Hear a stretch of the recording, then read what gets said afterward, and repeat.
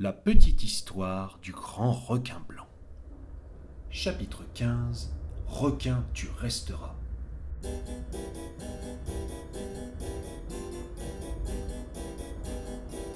La réaction des créatures de la surface ne se fit pas attendre. Alors que le requin s'attendait à les voir s'approcher de lui, le toucher, faire preuve de curiosité, une pluie d'objets inconnus et variés s'abattit autour de lui dans un vacarme épouvantable. Des objets qu'il n'avait jamais vus, mais pour la plupart durs, tranchants et extrêmement dangereux. L'avalanche devint si intense qu'il dut s'éloigner à toute vitesse pour ne pas être blessé. Mais plus il fuyait, plus il lui semblait que les objets pleuvaient autour de lui. Suivi du rémora, il plongea en eau profonde et finit par rejoindre le dauphin. Celui-ci avait tout vu et entendu, et semblait avoir perdu son enthousiasme. Pour la première fois depuis le début de leur rencontre, il ne savait quoi dire. Je suis vraiment désolé. Je pensais faire quelque chose d'utile. Je croyais que tu arriverais à gagner leur confiance, comme je l'ai fait. Eh bien, tu t'es trompé, répondit le requin. Mais je ne t'en veux pas, tu voulais bien faire.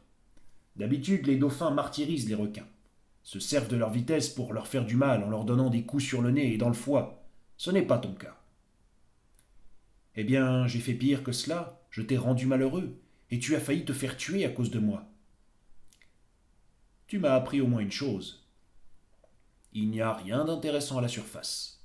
Je dirais même qu'il vaut mieux s'en éloigner, rester à distance des terres émergées. Voilà la leçon que tu m'as apprise. C'est mieux que ce que font la plupart des dauphins. Le dauphin soupira. Je regrette que nos espèces soient ennemies. Nous pourrions mieux nous comprendre. Moi, par exemple, je n'ai jamais compris pourquoi les requins avaient aussi peu le sens de l'humour. Apparemment, les créatures de la surface n'ont pas beaucoup d'humour non plus. Moi-même, je ne comprends pas toujours les blagues des dauphins. Et moi, je ne comprends pas pourquoi vous vous considérez toujours comme des ennemis, s'énerva le rémora. Est-ce qu'il y en a un de vous deux qui veut manger l'autre? Le requin et le dauphin se regardèrent d'un air de dégoût. Aucun des deux ne désirait manger l'autre. Quelle horreur! Le rémora, qui, dans leurs regards respectifs, avait bien deviné que non, continua. L'océan est déjà bien assez dangereux, non? Alors cessez de vous disputer continuellement. Vous êtes gros, avec de grosses mâchoires pleines de dents et êtes des carnivores impitoyables. Mais les carnivores ne tuent que pour se nourrir. Vos créatures de la surface ont essayé de nous tuer tout à l'heure alors qu'elles n'avaient vraisemblablement aucune intention de nous manger. Qui fait ce genre de choses? Je ne suis pas au sommet de la chaîne alimentaire et pourtant je suis bien placé pour comprendre à quel point c'est stupide.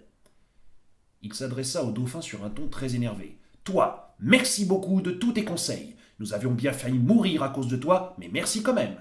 Et merci également de ne pas avoir essayé de me gober. Je te revaudrai ça. Si un jour tu cherches un poisson qui a la licence gros porteur, tu sais où me trouver.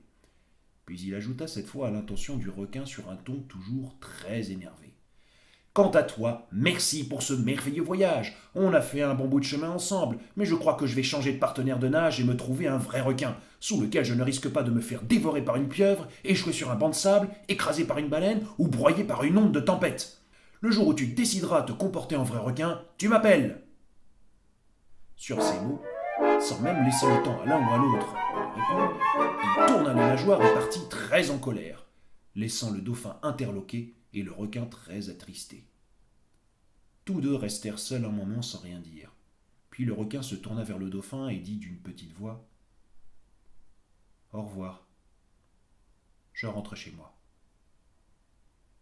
Puis il partit tristement vers ce qu'il avait toujours essayé d'éviter, la solitude. Alors qu'il s'éloignait, il entendit le dauphin lui dire avec assurance « Ne t'inquiète pas, on se reverra. » Il ne savait pas si cette affirmation était une promesse ou une menace.